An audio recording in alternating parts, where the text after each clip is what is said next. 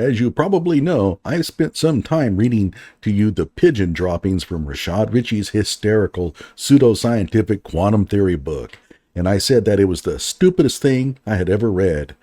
My apologies to Rashad, because I finally got my hands on the book Dangerous Indifference by Ian Roberts and Nicole Price. Who's Ian Roberts? Well, he's the former superintendent of Des Moines Public Schools, who would have been a great choice for the job if only he had been legally allowed to work in the U.S. and hadn't lied about having a doctorate and didn't have a criminal record and didn't fabricate fake claims about his prior stints as an educator. But other than that, a great choice. Now, Nicole Price owns Lively Paradox. She got her EDD, yes, another EDD, from Capella University. Her dissertation title, Try Organizational Socialization Professional Development Workshop for Managers. So she created a workshop. Should one get a doctorate for creating a workshop? Of course not. I've created a ton of them and never got an advanced degree for any of them. But more on that later. Nicole employed Ian as a private consultant while he was a superintendent, and the conflict of interest between Ian and Nicole also generated interest on social media. Apparently, Ian used his position as superintendent to land Lively Paradox some contracts. Yeah, nothing new, right? So Ian and Nicole teamed up to write Dangerous Indifference, and while this book gives Rashad's book a run for its money in lunacy, just remember that it took the combined efforts of two brainiacs to produce this sophomoric effort. In this video, I'm going to read to you the section titled Meritocracy, and I want to ensure you that this is not made up. Two people who consider themselves scholars actually wrote it. Hello out there. I am trying to get through. With his powerful brainwaves cradled in the warmth of reasoning, it's time for Johnny Walker Dread to straighten you out on a thing or two. Emanating all the way from exciting Las Vegas, Oklahoma, it's the Johnny Walker Dread Show. First, a shout out to fake PhD investigator for snaring a copy of this mind litter. Let's get it going. Meritocracy and Culture. And yes, the book is typeset in Times New Roman 18-point font and features 32-point line spacing. The book is also only about 6 inches wide. As such, each page only contains about 150 words. Text padding worthy of an 8th grader. And such is the dishonesty exhibited in this book, Nicole and Ian advertised the book at 226 pages, but according to my calculations, it's closer to 70. Hope you kept the receipt. Actually, I hope you got ripped off. So let's start. Meritocracy as a social system can be defined as advancement in society based on an individual's capabilities and merits rather than on the basis of family, wealth, social background, and hierarchy. Okay, that's a reasonable definition of meritocracy. A social system designed to reward others based on their worthiness. Would like to know where they got it, but citing sources must be racist because they don't do it anywhere in this book. That's right. Nowhere. No citations at all. In addition to being false, it can't be false. It's just a definition, one that you wrote down. So if it's false, why did you tell us that that was the definition? You may not believe that true meritocracies don't exist. Okay, fine. Or that a meritocracy is undesirable, which you clearly do, but you can't say that the definition of meritocracy is false. But we read on. A growing body of research in psychology and neuroscience suggests that believing in meritocracy makes people more selfish, less self-critical, and even more prone to acting in discriminatory ways. Oh, you mean discriminating.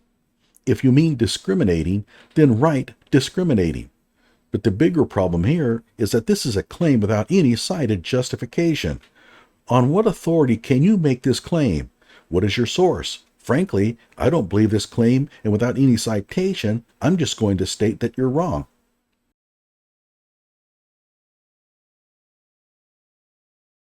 People in the United States. Oh, you mean Americans? tend to subscribe to the myth of meritocracy, and this is evident in the tiered educational K-12 and university systems that suggest that a person's success is predicted by the type of school attended, private, public, charter, or parochial, or the grades. As for that suggests, try suggest. Subject-verb agreements. They're a good idea. And or the grades? You mean or their grades? And how is the connection between success and grades indicative that meritocracy is a myth? Good grades require more effort and point to more scholarly success than bad grades. So this connection indicates that meritocracy is, in fact, very real. You just don't like it. However, education is not afforded to all people equally. Okay. Furthermore, meritocracy has many disadvantages. Okay. Meritocracy, in most cases, is, and this is where it's going to get really, really dumb. Let's read this carefully. Determined by education and is unaffordable in many countries. But why would it matter if it's affordable in other countries? I would assume that this radical empathy book is mainly targeted at American audiences. Based on the principle of rewarding a person's effort, elitist and disregards the fact that not everyone starts on the same footing due to circumstances out of their control. The grammar here is off the charts. You have the semicolon, but what follows are not independent clauses. In fact, there shouldn't be any punctuation here at all. You have a period at the end, so that ends the sentence. So how can you continue on with the other list items? Those periods should be commas. Elitist is its own disadvantage, so it needs to be placed on its own bullet, and immediately you see the unparalleled construction of the comma series. And being elitist is not a disadvantage. So what if it's elitist? Tell me why that matters. Rewarding a person's effort.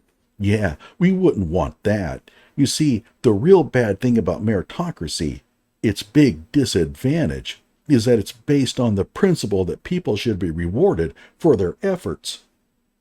That's right, everyone. The two authors go by the title Doctor.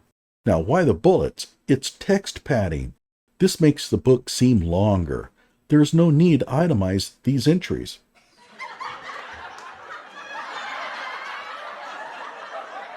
And that ends the section.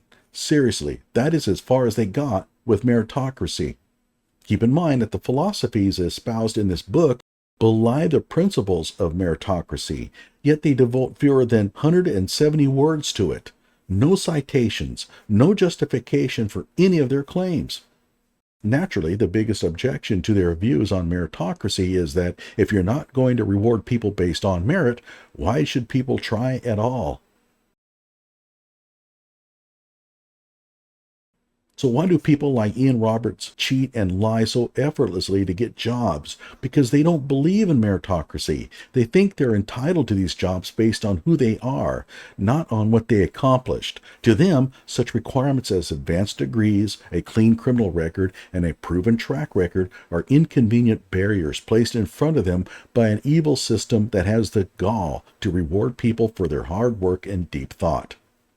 I have another video on this concept. In short, they can't be blamed for cheating the system because the system is unfair because it rewards people for their efforts. Later, I'll read other excerpts from this book, and believe me, this isn't the dumbest part of it. Like my video and subscribe to my channel.